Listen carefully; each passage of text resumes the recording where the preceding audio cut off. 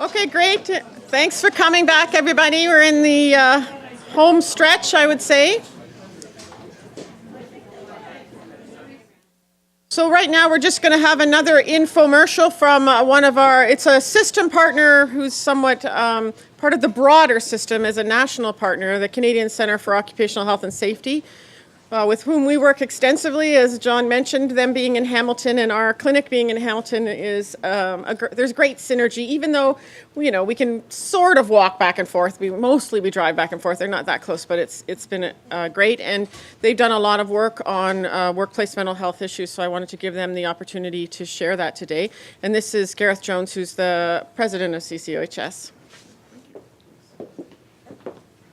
Okay, well, thanks so much for inviting us here. And actually, we're, oftentimes when we come out to speak, we talk about the work of the center. But today, I want to share with you just a little bit about some of the work in the center, which is effectively what we did to try to create a mentally healthy work environment.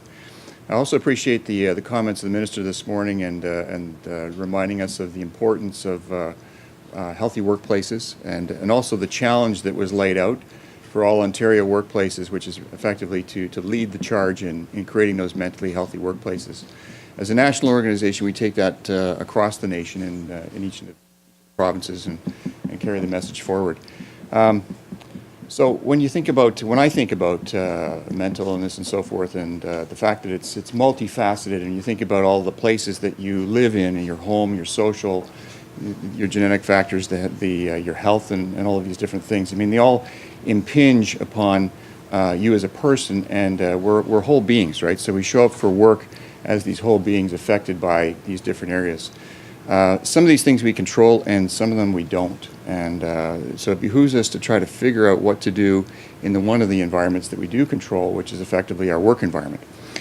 So and that's the philosophy that we adopted quite some time ago. About 5 years ago, I want to say 2012, we struck an internal team to take a look at mental health inside of CCOHS, right? So us as an organization to try to figure out what that meant. And we started to get some traction on that and make some progress. And it wasn't long after that, I think 2013, when the standard was introduced. So we were quick and early adopters of the standard and built that into our repertoire. So now you can see and feel some of the structure coming into play. Shortly after that, the Mental Health Commission created an opportunity for 40 organizations to participate in a case study for those who were implementing the standard.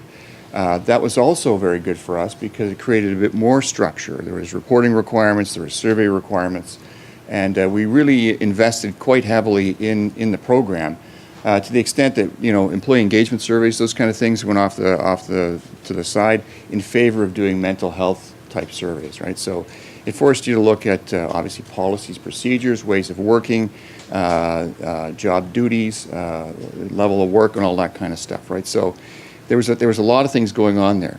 We were in that for 3 years, and then went on to the next phase, which was considered to be the sustainability phase, which we're in right now. But in that time, a few interesting things came out, and this is just our story. Yours will probably be different. One of the things that we found useful was first and foremost to bring somebody in, a third party, and to talk to us a little bit about mental health and what it meant, right? So even though we were considered to be quite knowledgeable, it's interesting to understand the nuances and the differences between incivility, disrespect, harassment, bullying, all of those different things, the stigma, the accommodation that's required, identification, and supporting environment for individuals, right? So it's really important to understand all of those things. We had our entire management team trained. We had several people from the union executive involved as well, and of course our health and safety committee trained at the same time. And that was a very effective exercise, and kind of again layered on some of the things that we needed to do in order to build the program out. One of the key things that we did, and I'll only identify a couple of these things, but involved the staff, right? So we really brought them in. And we did a lot of focus group work with each of our departments. We call them service units, and went into each of them and said, okay, here's a post-it note. I want you to tell us up on the board what works, what doesn't work, and where the opportunities are. So they wrote these things down, put them up there. We left that thing up there for, I want to say, 8 months, right? And largely because we wanted people to come by, and they did. It was like a monolith in the boardroom, and they'd come by and look at it and review it over and over again. We had guests come in and do the same thing.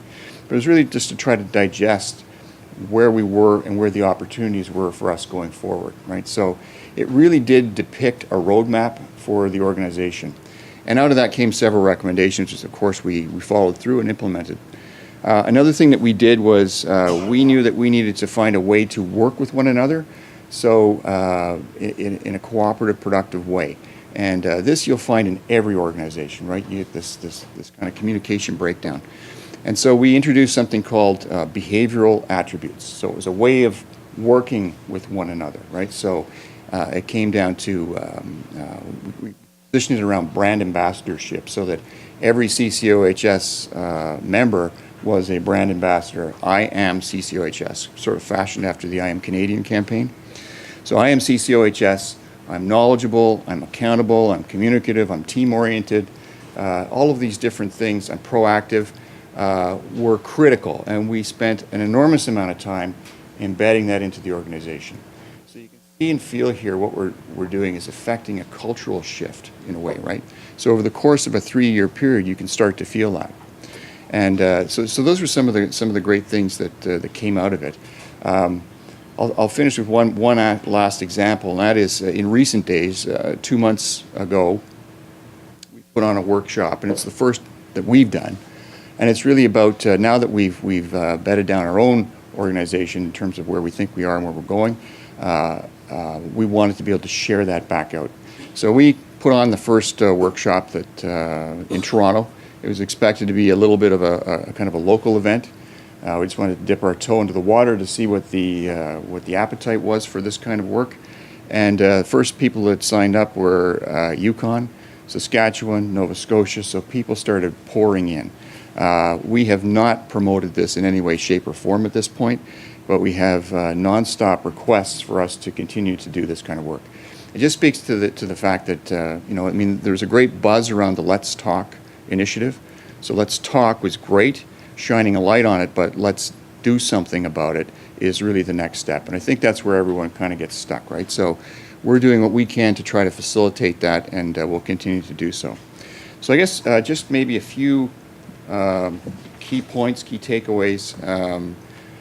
For us being who we are, Canadian Centre for Occupational Health and Safety, it was easy to get buy-in, right? So for those people who are trying to implement change in their workplace, and I really hate to say this because it seems a bit pretentious, but it will be a whole lot easier if you get senior leadership buy-in right from the start, right? Because suddenly the resources are available, the teams are there, the communication strategy comes to life. It's not to say that you can't do it. You can, obviously. It can start at a grassroots level, but at the end of the day, everyone's got to get involved anyway in order to make this work. So why not start at the top and help yourself out from the very beginning, right? The second thing is that this is really a culture shift, right? So you're affecting a change, and you probably won't see that until some period of time, but it will happen, and it does happen. And so there is no finish line. And I think I've heard several people say that today. You start the process, it never really ends. It's the notion of continuous improvement. And what you think you're doing today and the things that you're addressing today won't be the same things that you're addressing in 3 years and 5 years and 10 years, right? So there's that. The second thing, or the third thing, would be communication. You can't over-communicate. You can't over-involve the staff in the change event. And I think that's really important. Collaboration is critical, and my understanding of others who have tried to do the same thing, it kind of gets stuck, right? So there's peaks and valleys all the way through this, but when you get stuck, you've got to persevere, right? So one strategy around doing that is to celebrate your quick wins or wins as you go, and that'll help you kind of move through it. But those are the critical things I think that I'd like to share as key takeaways for you. Insofar as resources are concerned, we have many, lots of them. And so I would encourage you to come to our website, ccohs.ca. And if you're interested in mental health, you just simply need to search out mental health. We also have a portal. We've had it up for quite some time. It's our Healthy Minds at Work portal. And it's very tailored to the kinds of things that we're talking about today. And that's all I wanted to share with you today. I wanted to thank you for the opportunity to share our story. And if at any point in time I can be of any assistance, you know, as you have questions and what you're doing with your organization, please do feel free to reach out.